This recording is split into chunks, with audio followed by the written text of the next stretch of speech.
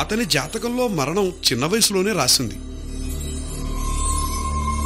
దాని ప్రకారం అతను ఈపాటికే చనిపోయి ఉండాలి. కానీ అతను సజీవంగా ఎలా తిరుగుతున్నాడో నాకు అర్థం కావటం లేదు. ఏంటి స్వామి మీరనేది?